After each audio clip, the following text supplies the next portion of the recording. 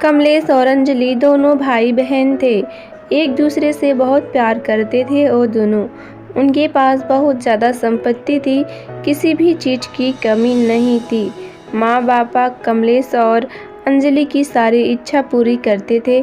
कमलेश घोड़े पर बैठना सीख रहा था। उसके पास एक शानदार घोड़ा था। थोड़े दिन बाद अंजलि की शादी हो गई। जहांगीरदार के घर में उसकी शादी की। मायके वालों से भी अंजलि ससुराल वाले अमीर थे। कमलेश भी अब बड़ा हो गया था। उसकी शादी बाकी थी, परंतु अचानक उनके पिता की मृत्यु हो गई और कुछ दिनों बाद मां की भी मृत्यु हो गई। कमलेश अब अकेला रह गया था। अंजलि भी 4 दिनों के लिए मायके आती थी, पर वापस भी चली गई अपने ससुराल।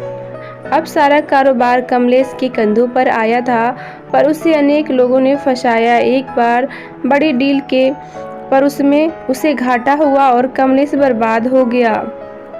उसकी खेती जब्त हो गई, घर की नीलामी हो गई। ऐसे आराम में रहने वाला कमलेश अब उसके बुरे दिन आ गए। जिसके पास सैकड़ों लोग खाना खाते थे, आज वो एक निवाले के लिए तरस रहा था।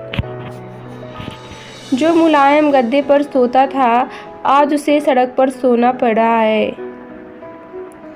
जिस कमलेश को हजारों लोग पहले हाथ जोड़ते थे, वही आज सबके सामने हाथ फैला रहा था।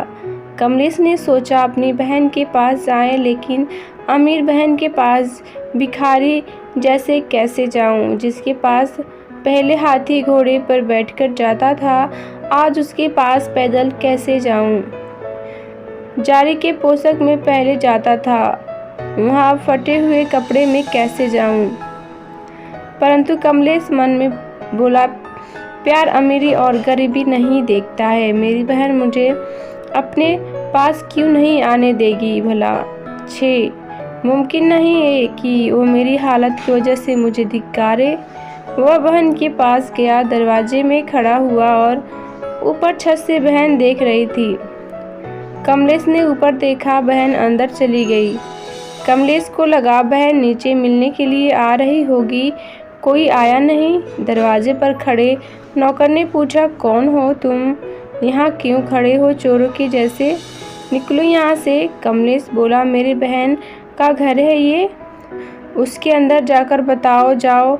नौकर हंस कर घर में जाकर वापस आया। वह कमलेश को बोला, चलो वहाँ तबेले में आपको खाना लाकर देता हूँ, वह खा लो और जाओ यहाँ से। कमलेश ने पूछा, बहन ने क्या कहा? नौकर बोला, मेम साहब बोली होगा कोई भिखारी, बैठा दो तबेले में, दे दो उसे बासी खाना। कमलेश तबेले में गया और उसकी आंखों से आंसू आने लगे। उसे नौकर ने सूखी रोटी दे दी। कमलेश ने वहाँ पर एक खट्टा गोदा और वहाँ पर वह रोटी दबा दी। पानी पिए बिना वहाँ से चला गया। उस दिन बाद कुछ सोचकर कमलेश दूसरे देश चला जाता है। वहाँ के राजा का वह नौकर बना। एक बार उसे राजा को बहुत कठिन समस्या आई। कमलेश की सलाह से राजा उस समस्या से बाहर निकला। कमलेश से खुश हो रखकर राजा ने उसे मुख्य प्रधान बना दिया। कमलेश के कहने मुताबिक राजा सब काम करने लगा।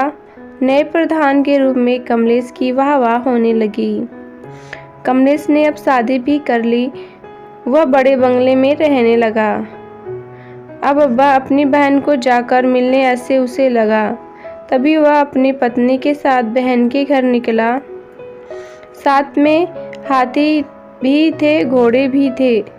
जोरों शोरों से वहाँ गया। अपने से आगे अपने जासूस बहन को इसके आने का संदेश बताने के लिए भेजे। जासूस ने जब बहन को यह सूचना दी तो बहन एकदम से उठी। वह अपने पति के साथ दरवाजे में खड़ी रही। अपने भाई के स्वागत के लिए ढोल नगाड़े बज रहे थे। बड़ी ठाठ से भाई बहन के घर आया। दूसरे दिन बड़ी मेजबानी थी। गांव के बड़े बड़े लोगों को न्योता दिया गया। चंदन के टेबल थे, चांदी की थाली थी, पंच पकवान थे। सारे लोग टेबल पर बैठने वाले ही थे। उतने में भाई एकदम से उठा। सारे चकित हो गए, क्या हुआ? अब सब पूछने लगे और कमलेश एकदम से तबेले में गया। वहाँ पर उसने खड्डा खोदकर जो रोटी उसमें डाली थी उसने वो रोटी निकाली। अंजलि को बोली, भैया यह क्या पागल जैसी हरकतें कर रहे हो? वो बोला, दीदी तुम्हारे भाई को बैठने के लिए तबेला और खाने के लिए बासी रोटी ही योग्य है।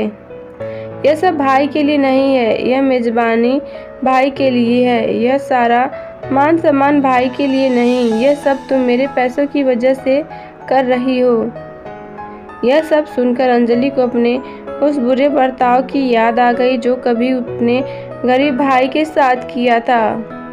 उसने अपने किए का पछतावा होने लगा।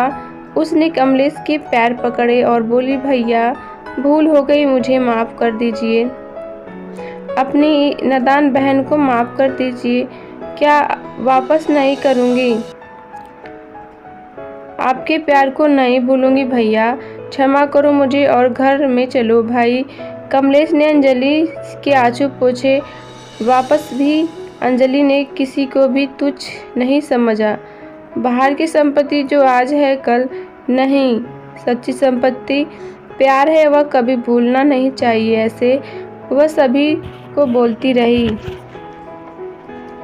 दोस्तों, बहन और भाई की